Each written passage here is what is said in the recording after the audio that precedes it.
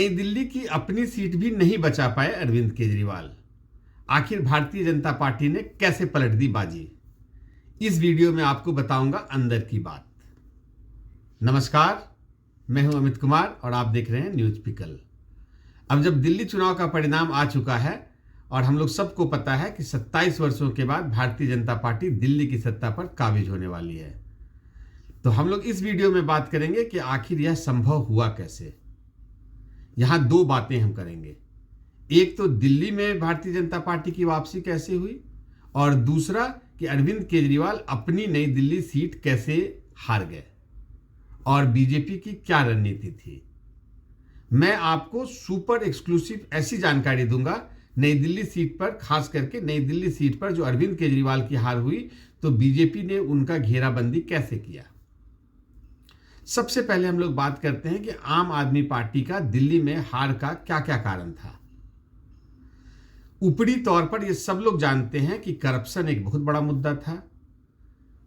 अरविंद केजरीवाल का, जिसको हम लोग बोलते हैं कोई बात करके पलट जाना, अपनी बात पर कायम नहीं रहना, मतलब वादा खिलाफी एक बहुत बड़ा मुद्दा था।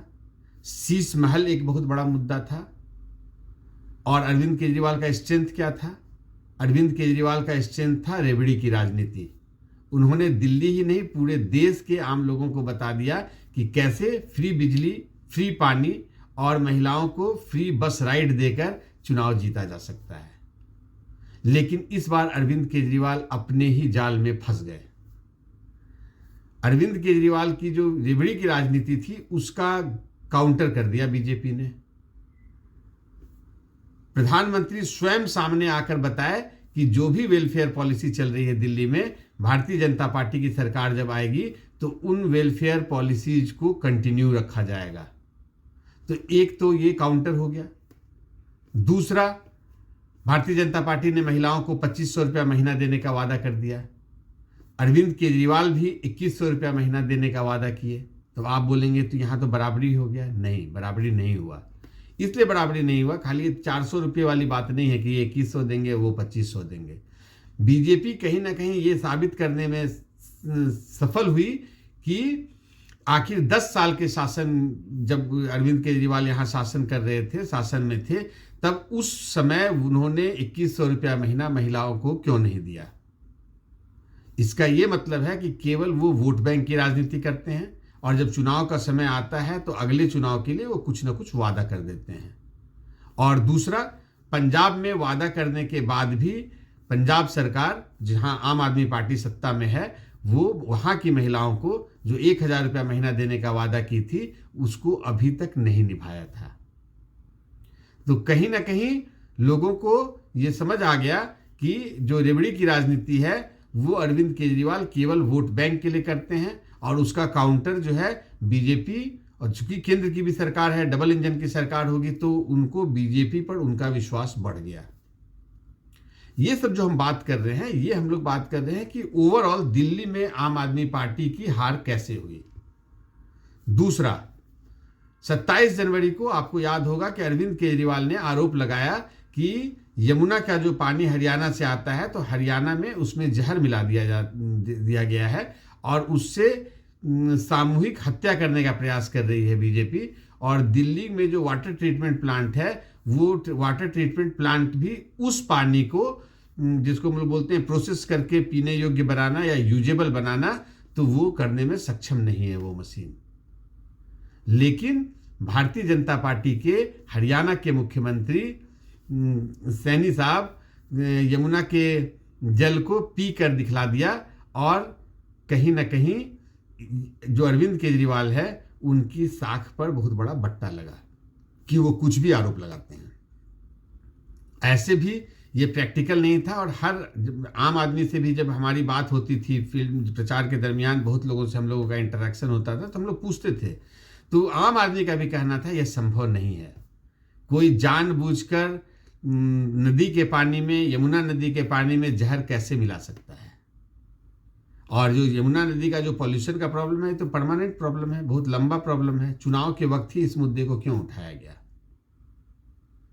दूसरा, कि जैसे रमेश बिधूरी प्रत्याशी थे कालका जी से, हम लोग को पता है, लेकिन जो एक प्रत्याशी होता है वो किसी न किसी जाति से भी होता है। तो रमेश बिधूरी गुर्जर जाति के हैं। तो दिल्ली जो ओवरऑल जो आप हम लोग दिल्ली राज्य की बात करते हैं, यहाँ गुर्जर जातियों की अच्छी खासी संख्या है और जाट की भी संख्या बहुत है।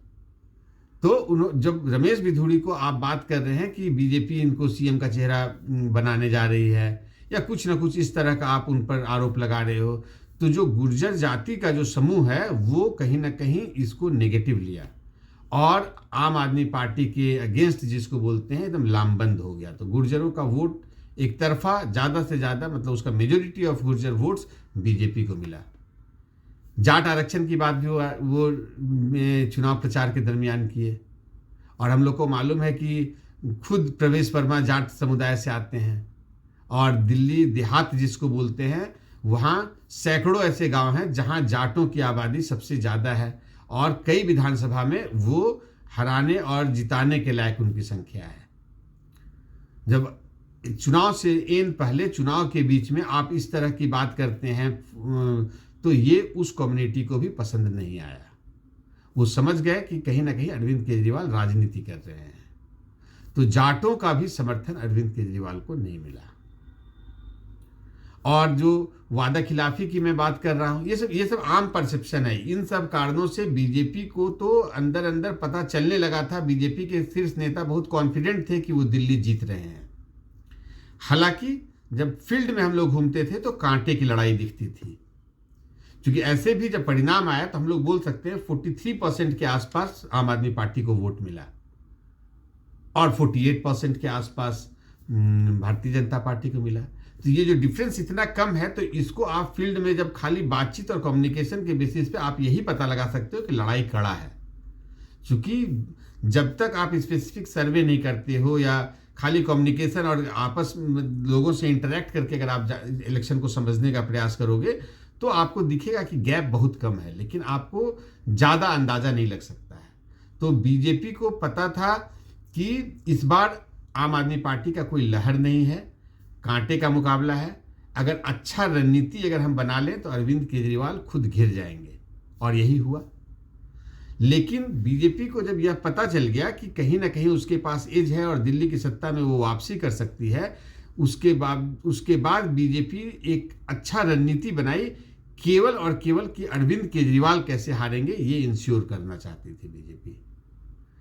तो आपको पता है, हम लोग सबको पता है कि कोई भी बड़ा मिशन के लिए अगर कोई भी पार्टी चलता है या कोई भी ऑपरेशन चलेगा तो एक टीम वर्क उस पर बहुत इंपॉर्टेंट होता है। और हर टीम के सारे मेंबरों को पता है कि किसकी क्या जिम्मेवारी है और अपनी अपनी जिम्मेवारी को करना पड़ता है। और टीम का कोई भी मेंबर एक जिम्मेवारी अगर उसमें नहीं निभाएगा जिम्मेवारी, तो ओवरऑल वो जो मिशन है वो फेल हो जाता है। लेकिन बीजेपी केवल टीम वर्क पर आधारित नहीं थी।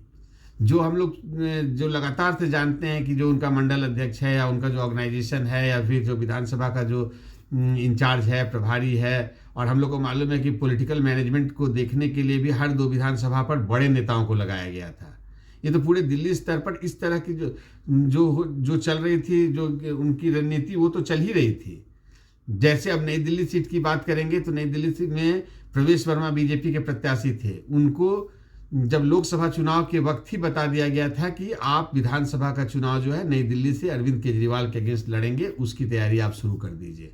तो तैयारी कितने पहले शुरू हो गई। तो ये तो हो गया प्रत्याशी वाली बात। लेकिन अरविंद केजरीवाल बहुत भारी प्रत्याशी हैं, उनको इतना लाइटली नहीं लिया जा सकता था, क्योंकि वो शीला दीक्षित जैसी लोकप्रिय मुख्यमंत्री को 20-30 हज़ार वोट से हराए थे अपने पहले चुनाव में।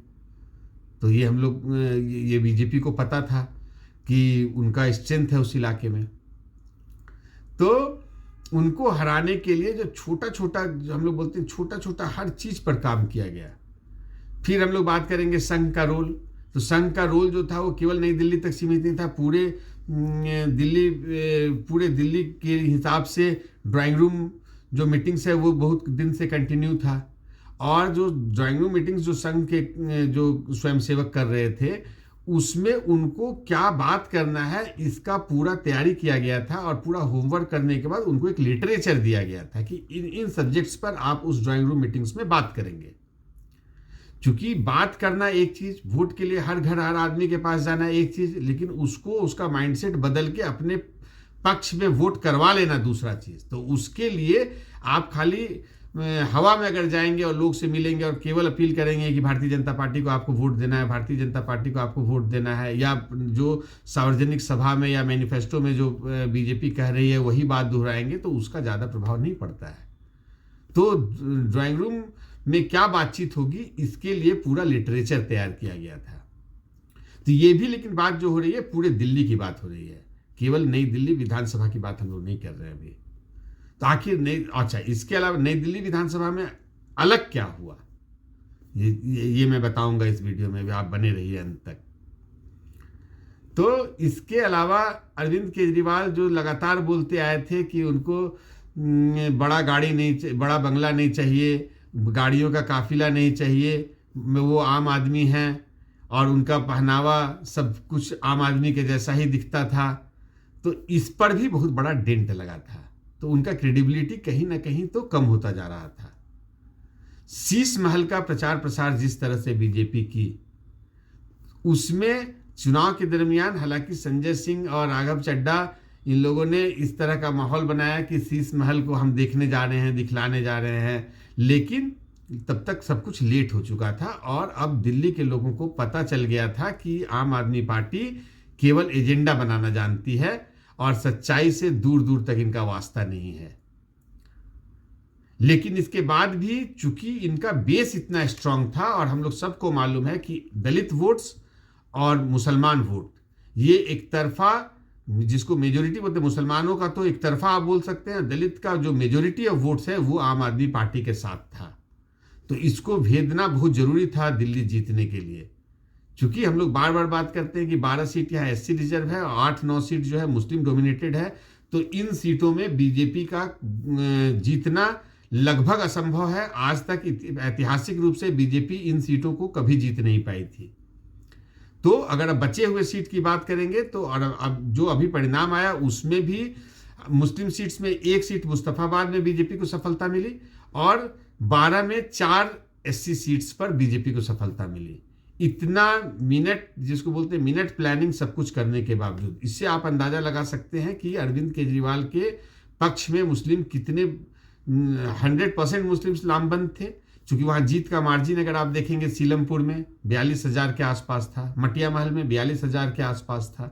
तो ये सब इंडिकेटर है कि जो भारतीय जनता पार्टी समझ रही थी वही हो रहा था कि मुस्लिम लामबंद हैं अरविंद केजरीवाल के खिलाफ। और जो हम वोट डिस्ट्रीब्यूशन का बात चल रहा है कि कुछ कांग्रेस काटेगी या AIM जो है 2 सीटों पर काटेगी, तो लेकिन बीजेपी को मालूम था कि इतना वोट नहीं कटेगा कि उसका चुनाव परिणाम को प्रभावित कर सके, क्योंकि मुस्लिम जो है बहुत स्ट्रेटेजिक वोटिंग करते हैं, टैक्टिक वोटिंग करते हैं। लेकिन अब हम लोग जो एससी सीट्स पर भी बीजेपी को डाउट था। तो आपको ये मैं बताना चाहता हूं कि जो ऊपरी तौर पे जो इनका जो एक जो सिस्टम बना हुआ है, जो ऑर्गेनाइजेशनल सिस्टम है, और जो बाकी प्रचार प्रसार चल रहा है, उसके अलावा हर 2 विधानसभा पर एक बड़े नेता को डाल दिया गया था पॉलिटिकल मैनेजमेंट बोल के, उसको देखने के लिए। वहां तक तो बात सब मीडिया और सबको पता था। लेकिन उसके बाद नई दिल्ली सीट में हम लोग को पता है कि नई दिल्ली सीट में ही बीजेपी के सारे सांसद रहते हैं। तो 240 सांसद लोकसभा के हो गए और 100 सांसद आप मान लीजिए राज्यसभा के हो गए, तो करीब करीब 340 सांसद तो नई दिल्ली इलाके में रहते हैं। तो 340 सांसद का जो अपना स्टाफ है, खास करके जो उनका सबसे जो MP का PA उसके लिए सबसे इम्पोर्टेंट होता है, मतलब पढ़ा लिखा होता है, उनका जो है वो ऑफिस का काम करता है। तो सारे PA लोगों का मीटिंग किया गया। सारे PA लोगों को ये जिम्मेवारी दी गई कि जितने भी स्टाफ हैं, खास करके जो नई दिल्ली इलाके में जितने धोबी हैं, जितने नाई हैं, जितने सफाई कर्मी हैं, इन सबको से आप कम्युनिकेशन बढ़ाओ और एकदम इंश्योर करना कि उनका वोट भारतीय जनता पार्टी की तरफ पड़ रहा है, ज़्यादा से ज़्यादा कोशिश करनी है। और ये मेहनत रंग लाया। जो हम लोग बात कर रहे थे कि जनरली आप देखेंगे, जिसकी मैं बात कर रहा हूँ, चाहे धोबी हो या नाई हो, सब SC कम्युनिटी से आते हैं। नई दिल्ली सीट पर ज़्यादा से ज़्यादा SC वोट्स जो है वो भारतीय जनता पार्टी को मिला। दूसरा, हम लोग जो बार बार बात करते हैं मिडिल क्लास की और सरकारी कर्मचारियों की, तो जो जैसे अरविंद केजरीवाल ने हम लोग को, आपको ये भी ध्यान होगा कि केंद्र सरकार से 7 मांगे की थी, लेकिन भारतीय जनता पार्टी ने नहले को दहला जिसको बोलते हैं, हर चीज़ का जो हम लोग बोल रहे हैं, बात कर रहे हैं कि काउंटर करते चली गई। तो जो उन्होंने 8वां वेतन आयोग जो लागू किया, उसका सरकारी कर्मचारियों पर बहुत बड़ा प्रभाव पड़ा और नई दिल्ली में सरकारी कर्मचारियों की संख्या अच्छी खासी है। फिर जो निर्मला सीतारमन ने जो बजट पेश किया, उसमें जो इनकम टैक्स के स्लैब पे जो मिडिल क्लास को जो रियायत दी गई, उसका बहुत अच्छा प्रभाव पड़ा। और जितने डिपेंडेंट्स हैं, जिसमें मैं जो बात कर रहा हूँ कि चाहे वो सफाई कर्मी हो, चाहे वो धोबी हो, चाहे वो नाई हो, और इस तरह के जो भी माली हैं जितने, तो उन लोगों को 1 to 1 उनके साथ कम्युनिकेशन इन लोगों ने, जो है आप बात कर सकते हैं कि हर 5, 10, 15, 20 लोगों पर एक आदमी बीजेपी का लगातार पूरे चुनाव प्रचार के दरमियान उनके संपर्क में रहा और हर हालत में ये इंश्योर किया गया कि वो वोट जरूर दें और भारतीय जनता पार्टी के पक्ष में दें। और लगातार प्रवेश वर्मा की खुद की भी जो रणनीति थी, पिछले 8 महीने से वो तैयारी कर रहे थे और मतलब हर लोगों से 1 to 1 इतना समय दिया उन्होंने कि करीब करीब हर घर के सदस्य जैसा वो हो गए। अरविंद केजरीवाल की जिम्मेवारी पूरे दिल्ली की थी। हालांकि जहां जहां जिन जिन विधानसभाओं में उन्होंने प्रचार किया, ज्यादातर जगह में अरविंद केजरीवाल को हार का सामना करना पड़ा। तो भारतीय जनता पार्टी अब जानती थी कि ये लड़ाई बहुत कठिन है और उसके हिसाब से उनका प्लानिंग और उस प्लानिंग को इम्प्लीमेंट करना। एक चीज और मैं बताना चाहूंगा, जितने भी बूथ्स थे हर विधानसभा में, लास्ट के 3 दिन हम लोग को मालूम है कि अभी पार्लियामेंट चल रहा है, तो जितने भी सांसद हैं अभी दिल्ली में ही हैं, क्योंकि पूरे देश से सांसद जो दिल्ली जीत कर आते हैं, तो आप जब पार्लियामेंट नहीं चल रहा होता है तो ज़्यादातर सांसद अपने अपने क्षेत्र में ही होते हैं। चूंकि ये इलेक्शन के समय पार्लियामेंट भी चल रहा था, तो ये तय था कि हर सांसद अभी दिल्ली में ही है और दिल्ली में चुनाव हो रहा है। लास्ट के 3 दिन हर सांसदों को बूथ नंबर, हर विधानसभाओं का कुछ कुछ बूथ नंबर देकर भेजा गया कि जो आपका ऑर्गेनाइजेशनल सेटअप है, जो रेगुलर इलेक्शन चल रहा है, उन लोगों को बिना डिस्टर्ब किए आप पैरेलल जाइए और उन बूथों पर रैंडम वोटरों से मिलिए, बातचीत कीजिए और बिना जो रेगुलर जो रूटीन काम चल रहा है चुनाव प्रचार के दरमियान, ना तो आप मंडल अध्यक्ष को डिस्टर्ब करेंगे, ना आप जिला अध्यक्ष को डिस्टर्ब करेंगे, ना आप ऑर्गेनाइजेशन के किसी आदमी को डिस्टर्ब करेंगे, और आप लेमैन के जैसा जाइए और उन चुनाव क्षेत्रों में उन बूथों पर आप फोकस करते ज़्यादा से ज़्यादा 3 दिन में जितना आप कर सकते हैं उतने लोगों से मिलिए। और चुनाव प्रचार का एक नया ढंग था और इसका बहुत बड़ा प्रभाव पड़ा। हर सांसदों ने अपने जो उनको बूथ दिया गया था उसको जितवाने के लिए वो जान लगा दिए। और ये सब जो था, जो ओवरऑल जो रणनीति था, उसके अलावा एक्स्ट्रा लास्ट मोमेंट में ये सब प्लानिंग बीजेपी ने किया और इसको सफलतापूर्वक, जिसको बोलते हैं, इम्प्लीमेंट भी किया। उम्मीद करता हूं आपको ये वीडियो अच्छा लगा होगा। तो भारतीय जनता पार्टी की जो जीत है, ये कोई छोटी जीत नहीं है, बहुत बड़ी रणनीति के साथ, बहुत माइक्रो लेवल पर प्लानिंग के साथ केवल दिल्ली ही नहीं जीती, उसके मुखिया आम आदमी पार्टी के पूर्व सीएम अरविंद केजरीवाल को उन्होंने नई दिल्ली सीट पर हरा दिया। तो ये जिसको बोला जाता है कि एकदम जैसा वो चाहे वैसा ही परिणाम आया। उम्मीद करता हूँ आपको ये वीडियो अच्छा लगा होगा। वीडियो को ज़्यादा से ज़्यादा लाइक करें, चैनल को सब्सक्राइब करना नहीं भूलें, और हाँ, आप अपना कमेंट्स बॉक्स में ज़रूर भेजें, उससे हमें ऊर्जा मिलती है। फिर मिलते हैं अगली वीडियो में। धन्यवाद।